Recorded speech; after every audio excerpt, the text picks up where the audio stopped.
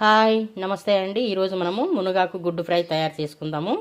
ముందుగా stove on చేసి ఒక పాన్ పెట్టుకొని కొంచెం ఆయిల్ వేద్దాము.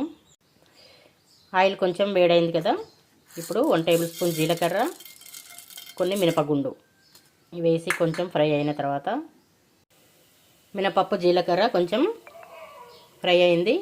ఇప్పుడు ఒక ఆనియన్ వేద్దాము, కట్ చేసుకున్నది.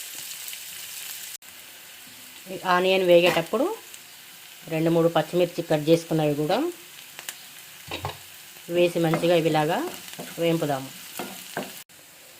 ఆనియన్ కొంచెం వేగింది కదా, ఇప్పుడు కరివేపాకు వేసి అలాగే కొంచెం అల్లం పేస్ట్ కూడా వేసి మళ్ళీ మంచిగా ఈ విధంగా పచ్చి వాసన పోయే వరకు వేపుదాము. అల్లం పేస్ట్ కూడా మంచిగా వేగిపోయింది. ఇప్పుడు మనము ఈ మునగాకును కూడా వేద్దాము. మంచిగా కడిగి మునగాకు మంచిగా పచ్చివాసన పోయే వరకు మంచిగా ఫ్రై చేద్దాము. లేకుంటే చేదు ఉంటుంది, ఒక రకమైన స్మెల్ కూడా ఉంటుంది. పచ్చివాసన పోయి మంచిగా ఫ్రై చేసుకుంటే టేస్ట్ బాగుంటుంది, స్మెల్ కూడా ఏముండదు, చాలా బాగుంటుంది.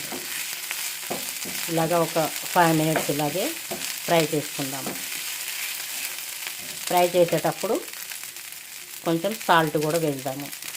సాల్ట్, పసుపు కూడా కొంచెం ఒక 1/2 టేబుల్ స్పూన్ పసుపు కూడా వేసి మంచిగా ఫ్రై చేద్దాము.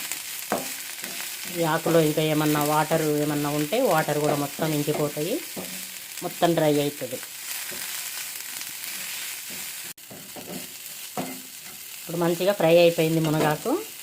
ఇప్పుడు ఎగ్స్ వేద్దాము. ఒక 3 ఎగ్స్ తీసుకున్నానండి. ఈ 3 ఎగ్స్ వేద్దాము.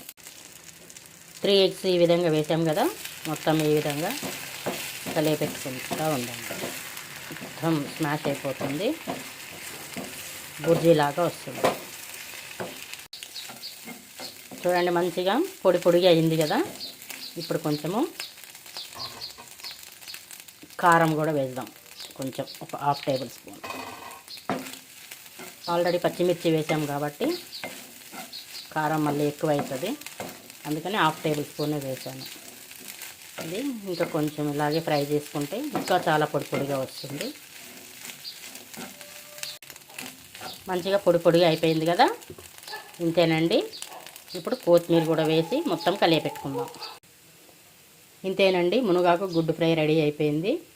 పిల్లలు మునగాకు అంటే మునగాక అంటారు, కానీ ఈ విధంగా చేస్తే ఎగ్గేసి చేస్తే మాత్రం ఖచ్చితంగా తింటారు. మీకు నచ్చితే ఒక లైక్ చేయండి. Thank you.